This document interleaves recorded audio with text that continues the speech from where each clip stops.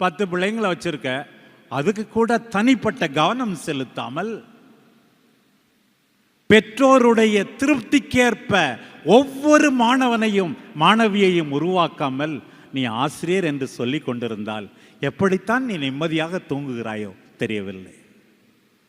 பாருங்க, கஷ்டப்பட்டு உழைப்பது, கடின உழைப்பை நீங்கள் பின்பற்றுங்கள். கடின உழைப்பை பிள்ளைகளுக்கு கற்றுக் கொடுங்கள். பணம் சம்பாதிக்க கற்றுக் கொடுத்தால் மட்டும் போதாது, வாழ கற்றுக் கொடுங்கள் பிள்ளைகளுக்கு. எத்தனையோ படித்தவங்க நல்லா குடும்பம் நடத்த தெரியல ஒரு குடும்பத்தில் இருந்து, ஆணாக இருந்தாலும் சரி பெண்ணாக இருந்தாலும் சரி.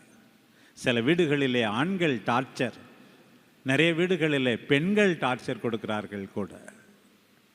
எதை கற்றுக் கொடுத்திருக்கிறோம்? நம்முடைய கல்வி, பன்முக கல்வி.